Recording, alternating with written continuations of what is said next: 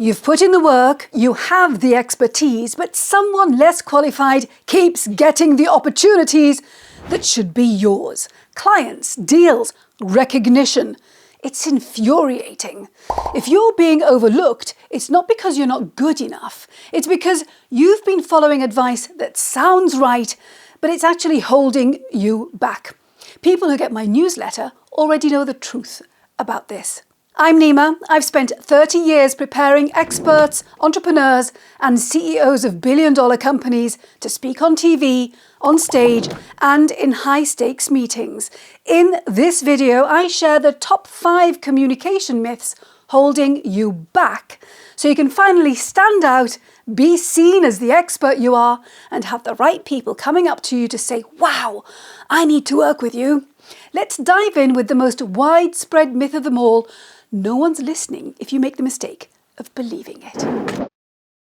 Imagine someone saying, "I'm sorry," like this. "I'm sorry." What do you trust? What they're saying or the way they say it?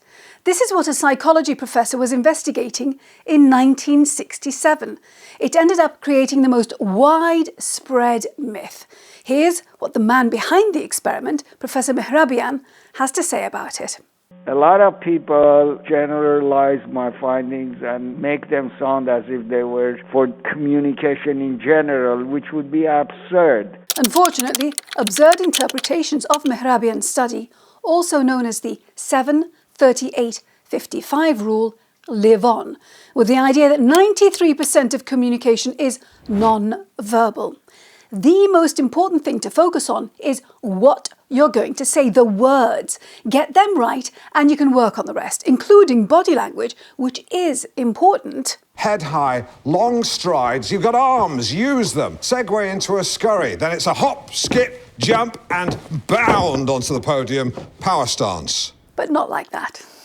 Myth number 1, the idea that body language or non-verbal communication is the most important thing to get right, is completely wrong. Nail your words and you'll have the right people for you wanting to know what you're going to say next. The good news is, when you are completely at ease with your message and how you deliver it, your body says the right things too. But what if you're not that comfortable yet? How do you stop looking insecure or out of your depth when you speak? Well, that depends on whether you've fallen for myth number 2. If you believe it, the real danger is that you'll talk yourself out of ever becoming a brilliant communicator. Think of the world's greatest speakers, people who ooze what we call confidence, like Obama, Oprah. Were they born this way? Is there hope for the rest of us? It took Obama over 20 years of practice, feedback and experience to go from hesitant college speaker to captivating audiences all over the world. It's the same for Oprah. She's been open about her challenges with anxiety when speaking in public. Now, instead of feeling that there is no way you can become a fantastic communicator or speaker because, well, you missed out on that elusive, or should I say invented, gene, know that you have everything you need to become one right now. Let me show you what I mean.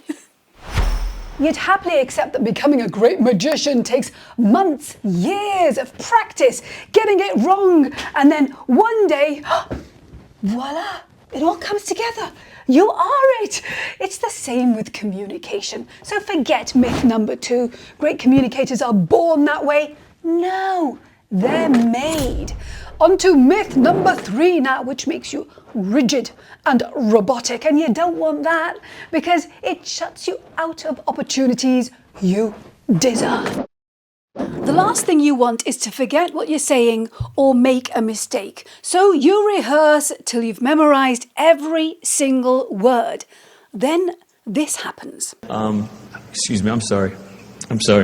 Memorizing every word means you're more concerned about what comes next and sticking to the script.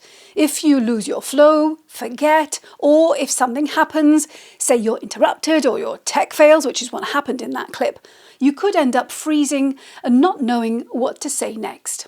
Instead, know what you want to cover and be present in the moment and human. Please clap. Myth number 3, you need to memorize every word. Don't believe it.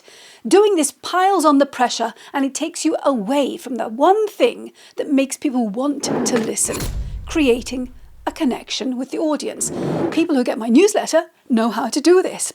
Now, you're here because you want to be known for your expertise, which won't happen if you believe myth number 4, which makes people tune you out instead of tuning into what you're putting out.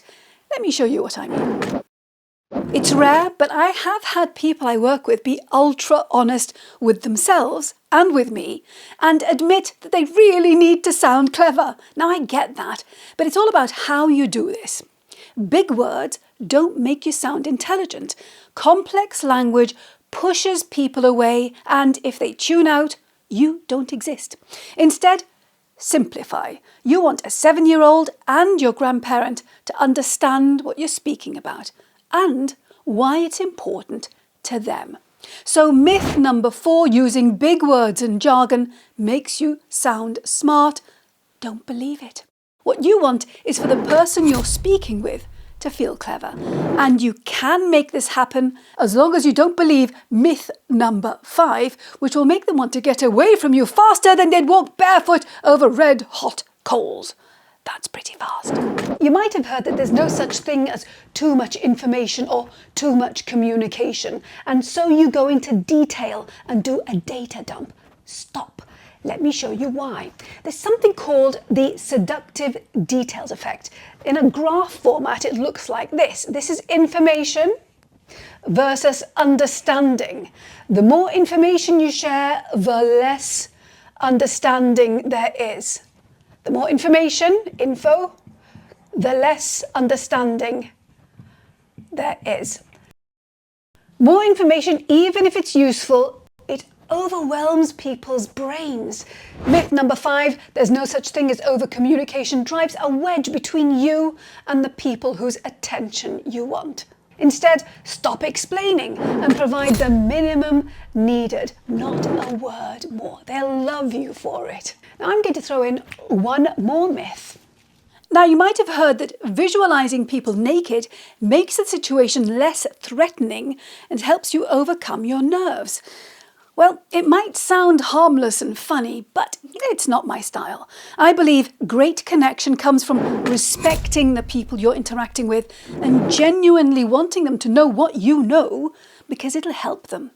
But how can you show that you really do know your stuff, whether you're speaking in an interaction you've prepared for or off the cuff? If you want to feel calm and in control and always sound smart, subscribe to my newsletter and watch this video next.